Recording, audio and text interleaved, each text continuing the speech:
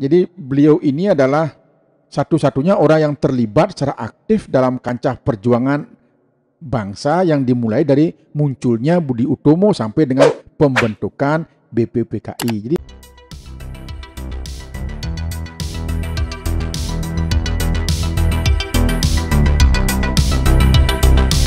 sahabat pembelajar, berjumpa kembali bersama Imade Sidiasa Belajar Jadi Guru dalam membahas materi pendidikan Pancasila dan kewarganegaraan. Nah, pertemuan kita kali ini kita akan membahas materi kelas 7 bab 3 perumusan dan pengesahan Undang-Undang Dasar Negara Republik Indonesia tahun 1945. Ada 3 subpokok bahasan dalam bab 3 ini, yaitu subpokok bahasan A, perumusan dan pengesahan Undang-Undang Dasar Negara Republik Indonesia tahun 1945. Subpokok bahasan B, arti penting Undang-Undang Dasar Negara Republik Indonesia tahun 1945 bagi bangsa dan negara Indonesia. Dan subpokok bahasan C, peran tokoh perumus Undang-Undang Dasar Negara Republik Indonesia tahun 1945. Sahabat pembelajar, sebelumnya kita sudah membahas subpokok bahasan B, arti penting Undang-Undang Dasar Negara Republik Indonesia tahun 1945 bagi bangsa dan negara Indonesia. Nah, kali ini kita akan membahas subpokok bahasan C, peran tokoh perumus Undang-Undang Dasar 1945. Tokoh pendiri negara Indonesia ini merupakan putra terbaik bangsa yang memiliki kemampuan yang sangat visioner untuk kebaikan bangsa dan negara. Anggota BPUPKI merupakan tokoh bangsa Indonesia dan orang-orang yang terpilih serta tepat mewakili kelompok dan masyarakatnya pada waktu itu. Anggota BPUPKI telah mewakili seluruh wilayah Indonesia, seluruh suku bangsa, seluruh golongan, agama, dan juga pemikiran-pemikiran yang berkembang di masyarakat pada saat itu. Ada 2 paham utama yang dimiliki para pendiri negara dalam sidang BPUPKI, yaitu nasionalisme dan agama. Para pendiri negara yang berdasarkan pemikiran nasionalisme menginginkan negara Indonesia yang akan dibentuk merupakan negara nasionalis atau negara kebangsaan. Nah, sedangkan golongan agama menginginkan didasarkan pada salah satu agama. Berbagai perbedaan di antara anggota BPUPKI ini dapat diatasi dengan sikap dan perilaku para pendiri negara yang mengutamakan kepentingan bangsa dan negara di atas kepentingan pribadi dan golongan. BPUPKI ini melaksanakan sidang dengan semangat kebersamaan dan mengutamakan musyawarah dan mufakat. Terlepas dari para pendiri negara ini memiliki latar belakang yang berbeda, baik dari suku bangsa, agama, ras, bahasa daerah, dan lain sebagainya. Para pendiri negara telah mengutamakan kepentingan bangsa dan negara di atas kepentingan pribadi dan golongan, serta mengutamakan musyawarah dalam membuat keputusan baik tentang dasar negara maupun Undang-Undang Dasar Negara Republik Indonesia tahun 1945. Nah, keberhasilan bangsa Indonesia memproklamasikan kemerdekaannya ini merupakan salah satu bukti cinta daripada para pahlawan kita terhadap bangsa dan negara. Demikian juga dalam persidangan PPKI, para tokoh pendiri negara memperlihatkan kecerdasan, kecermatan, kemudian ketelitian, tanggung jawab, rasa kekeluargaan, toleransi, dan penuh dengan pemufakatan dalam setiap pengambilan keputusan. Sikap nasionalisme dan patriotisme dapat kita lihat dalam pandangan-pandangan dan pemikiran-pemikiran beliau yang tidak mau berkompromi dengan para penjajah serta bangga sebagai bangsa yang baru merdeka.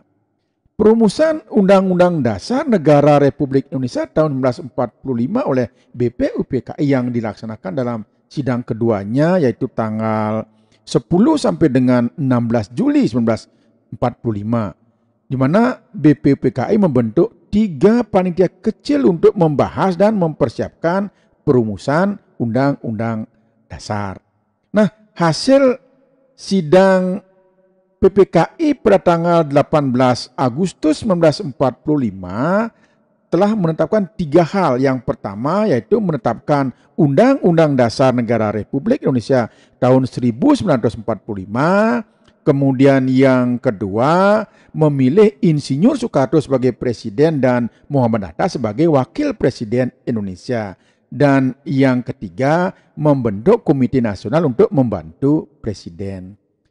Kemudian apabila kita lihat sistematika Undang-Undang Dasar Negara Republik Indonesia tahun 1945 sebelum perubahan itu terdiri dari 3. Yang pertama ada pembukaan terdiri dari 4 alinea, yang kedua batang tubuh yang terdiri dari 16 bab, 37 pasal, 49 ayat, 4 pasal aturan peralihan dan 2 ayat aturan tambahan. Dan yang ketiga adalah penjelasan. Nah, penjelasan ini terdiri dari penjelasan umum dan penjelasan pasal demi pasal. Sedangkan sistematika setelah Undang-Undang Dasar Negara Republik Indonesia tahun 1945 dilakukan perubahan, ada 2 hal. Yang pertama adalah pembukaan yang terdiri dari 4 alinea, yang kedua adalah pasal-pasal yang terdiri dari 21 bab, 73 pasal, 170 ayat, 3 pasal aturan peralihan dan 2 pasal aturan tambahan. Nah, semangat dan komitmen para pendiri negara pada perumusan dan penetapan Undang-Undang Dasar Negara Republik Indonesia tahun 1945 antara lain mengutamakan kepentingan bangsa dan negara, mengutamakan persatuan dan kesatuan, rela berkorban, cinta tanah air, dan musyawarah mufakat.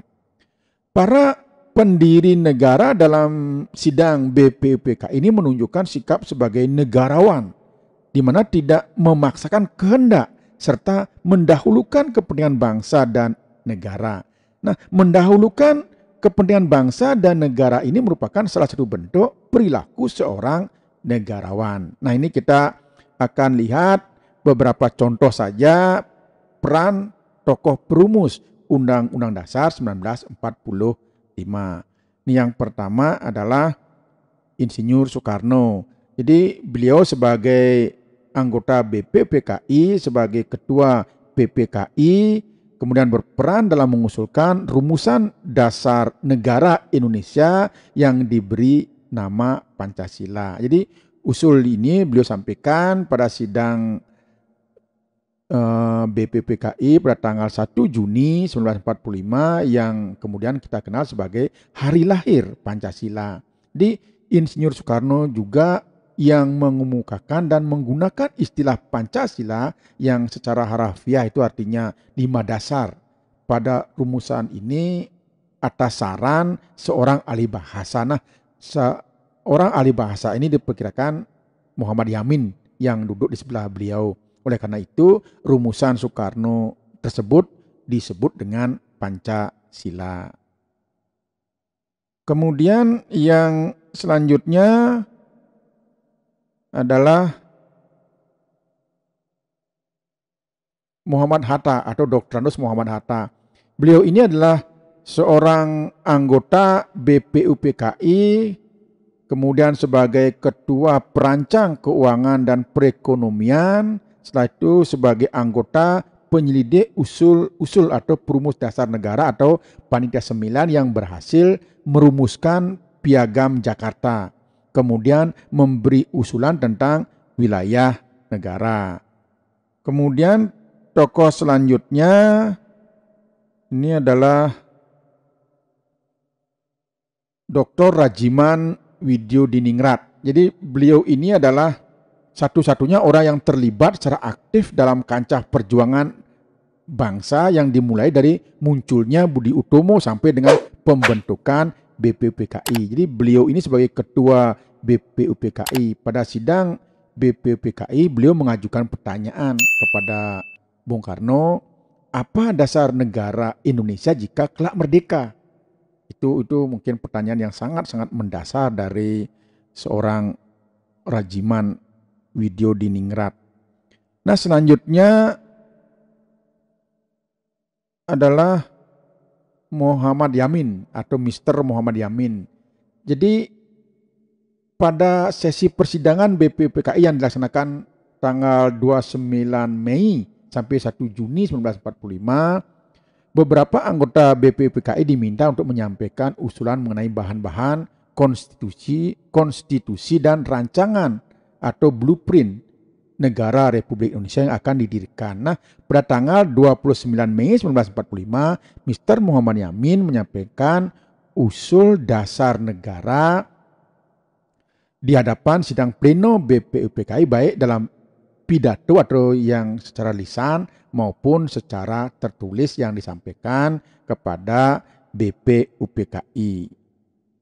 Nah, kemudian selanjutnya tokoh yang kita bahas yang kelima yaitu Dr. Supomo. Jadi Supomo ini duduk sebagai anggota Badan Penyelidik Usaha Persiapan Kemerdekaan Indonesia.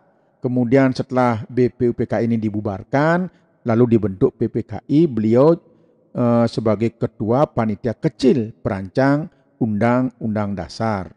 Nah, kemudian yang terakhir yang akan kita bahas adalah Mr. Ahmad Subarjo. Jadi beliau ini termasuk tokoh penting dalam sejarah perjuangan Indonesia dalam memproklamasikan kemerdekaan, yang terkenal sebagai salah satu konseptor naskah teks proklamasi dan pembukaan Undang-Undang Dasar 1945. Beliau merupakan salah satu anggota panitia kecil atau panitia 9 yang berhasil merumuskan Piagam Jakarta, dan juga beliau adalah anggota PPKI. Nah, masih banyak sebenarnya tokoh-tokoh lain yang tidak bisa kita bahas satu persatu. Demikian sahabat pembelajar yang bisa kita bahas pada pertemuan kita kali ini. Semoga apa yang kita bahas ada manfaatnya, dan sekaligus kita menuntaskan pembahasan materi kelas 7 bab 3 tentang perumusan dan pengesahan Undang-Undang Dasar Negara Republik Indonesia tahun 1945. Semoga apa yang sudah kita bahas ada manfaatnya. Terima kasih.